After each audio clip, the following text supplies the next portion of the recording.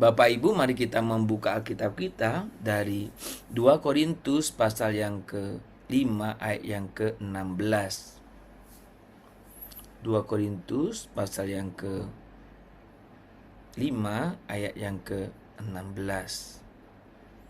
Kalau sudah mendapatkannya, demikian bunyi firman Tuhan, sebab itu kami tidak lagi menilai seorang juga pun menurut ukuran manusia.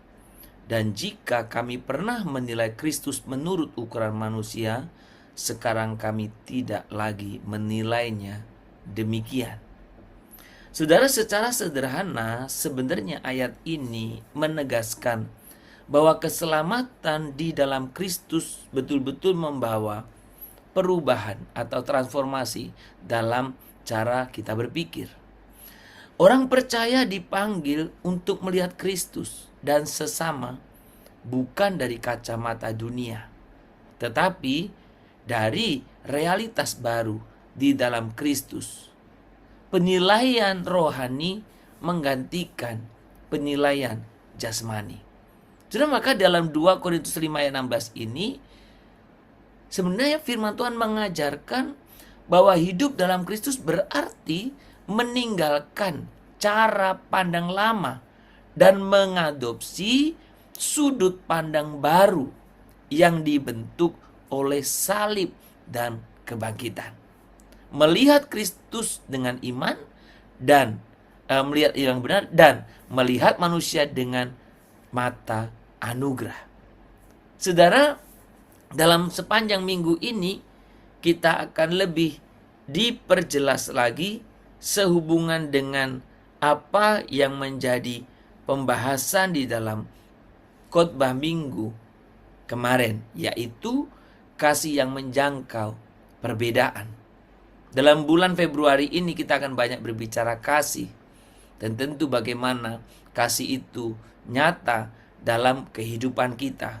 Minggu ini kita akan merenungkan berbagai macam perspektif tentang kasih yang menjangkau perbedaan. Dan di hari Senin ini, pada pagi hari ini, kita berbicara bagaimana saya dan saudara melihat sesama dengan mata Kristus. Saudara, perubahan terbesar dalam hidup orang percaya, sebagaimana tadi yang saya sampaikan tentang pesan tadi 2 Korintus 5:16 itu, yaitu bukan pertama-tama terletak pada apa yang kita lakukan. Jadi perubahan terbesar itu awalnya bukan terhadap apa yang kita lakukan, tetapi perubahan itu adalah perubahan cara pandang kita. Cara pandang kita diubah, cara pikir kita diubah. Saudara, maka dalam surat ini Tuhan memakai Rasul Paulus untuk menyatakan bahwa sejak ia mengenal Kristus, standar penilaiannya runtuh. Maksudnya standar penilaian yang selama ini dia pakai. Saudara, kalau saudara memperhatikan surat-surat Rasul Paulus, semua bersaksi tentang bagaimana perubahan dirinya setelah menerima Kristus. Paulus mempunyai pandangan yang sangat berubah menyangkut kehidupan setelah dia mengenal Kristus. Paulus tidak lagi melihat manusia berdasarkan penilaian manusia. Apa sih yang seringkali dijadikan dasar penilaian kita? Biasanya adalah menyangkut apa? Status sosial. Betul kan? Dia kaya atau miskin banget. Dia berpendidikan atau tidak. Dia punya jabatan atau tidak. Dia berpengaruh atau tidak. Dia siapa sih ini? Sudah, penilaian kita seringkali kita dasarkan atas hal itu. Bisa juga atas dasar kelompok, identitas kelompok. Dari mana dia? Dari mana sih dia nih? Kelompok yang mana sih dia? Pengaruhnya besar atau tidak? Atau Kadang kita menilai rendah orang karena orang pernah mengalami kegagalan moral. Bisa saja, dia mah masa lalunya buruk, jelek. Saudara, ketika kita di dalam Kristus, standar-standar itu berubah. Karena cara pandang kita berubah. Di dalam Kristus memampukan kita melihat berdasarkan karya penebusan Allah yang sedang dan akan digenapi. Status saudara-saudara semua sama. Orang berdosa. Status saudara dan saya semua sama. Orang yang diselamatkan hanya karena anugerah. Saudara-saudara, status saya dan saudara semua sama di dalam Tuhan. Kita sama-sama orang berdosa. Kita sama-sama orang yang diselamatkan karena anugerah. Kita sama-sama orang yang, saudara-saudaraku, ditolong, diangkat, yang tidak bisa menyelamatkan diri sendiri. Sama statusnya. Saudara, itu sebabnya saudara, ketika kita berbicara tentang cara pandang kita, anugerah itu bukan hanya menyelamatkan kita, tetapi anugerah juga membentuk cara kita berpikir. Anugerah juga membentuk cara kita merasa, cara kita memandang sesama. Saudara, hati yang disentuh kasih karunia tidak lagi nyaman hidup dalam prasangka.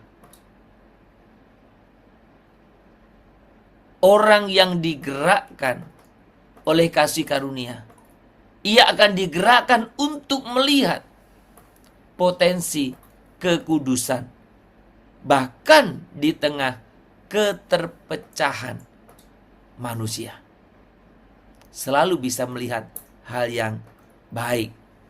Saudara, melihat dengan mata pandangan atau dengan mata Kristus berarti percaya bahwa tidak ada manusia yang sempurna. Tidak ada manusia yang sudah selesai. Karena Allah sedang bekerja. Maka perbedaan budaya, perbedaan pendapat, perbedaan latar belakang, perbedaan ekonomi, bahkan luka dalam relasi bukan ancaman bagi komunitas, bagi gereja, bagi keluarga. Tetapi perbedaan-perbedaan itu ladang tempat kasih diuji dan diperdalam. Saudara, dalam perbedaan-perbedaan itulah kasih tidak lagi abstrak, tetapi menjadi tindakan nyata. Sekali lagi, baik di dalam keluarga, baik di dalam komunitas yang lebih besar, termasuk di dalam gereja lokal. Saudara, kasih menjadi tindakan nyata. Berarti di tengah-tengah perbedaan itu kita mau mendengar sebelum menghakimi, mau merangkul sebelum menyingkirkan, dan mau mengasihi sebelum memahami sepenuhnya. Kita belum ngerti, belum kenal, tapi kita berani atau mau mengasihi. Saudara, gereja kehilangan kesaksiannya ketika gereja sibuk menilai siapa yang di dalam dan siapa yang di luar. Sekali lagi, gereja akan kehilangan kesaksiannya ketika gereja atau kita sibuk menilai siapa yang di dalam, siapa yang di luar. Saudara, gereja harusnya menemukan kembali panggilannya ketika ia berani melihat dunia dengan kacamata Kristus. Mata yang pernah menatap pemungut cukai. Sudah perhatikan, ketika Yesus melayani di dunia ini, cara pandangnya perhatikan. Dia melihat pemungut cukai, dia merangkul orang berdosa, merangkul orang asing, merangkul orang yang berzina, merangkul orang-orang yang melawannya, dan berkata apa? Ikutlah aku. Saudara,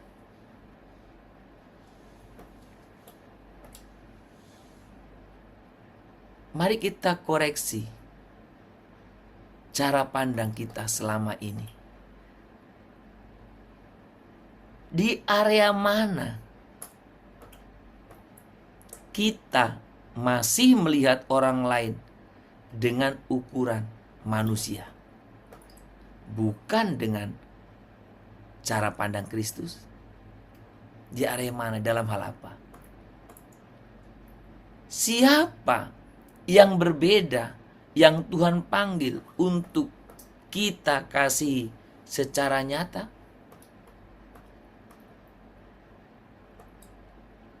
Saudara, siapa?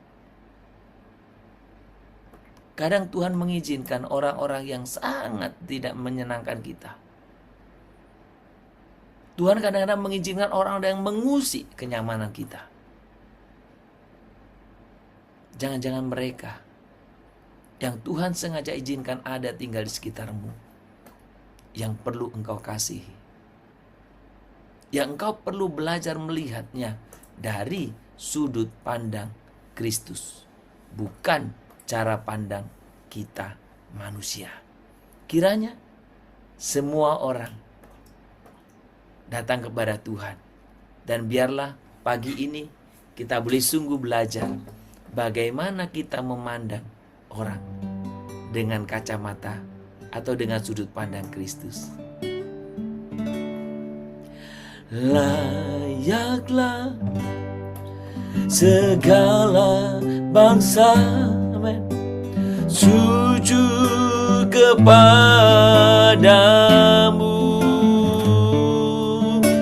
sebab Kau yang kudus, layak disembah. Layaklah segala bangsa sujud kepadamu,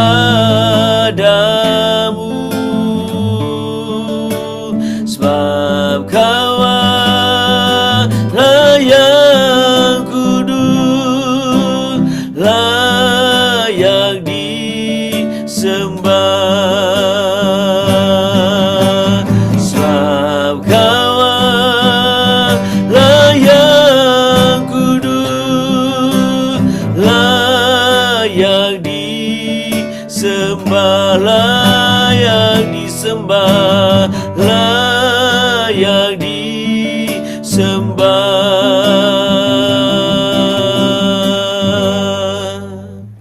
Kami sungguh bersyukur Tuhan.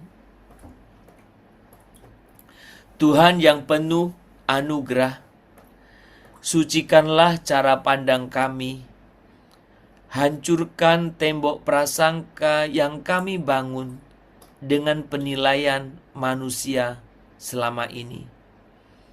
Ajarlah kami melihat sesama kami seperti Engkau melihat, dengan kebenaran yang jujur dan kasih yang memulihkan. Bentuklah gereja-Mu, ya Tuhan, menjadi komunitas yang mencerminkan mata hati Kristus di tengah dunia yang terbelah ini.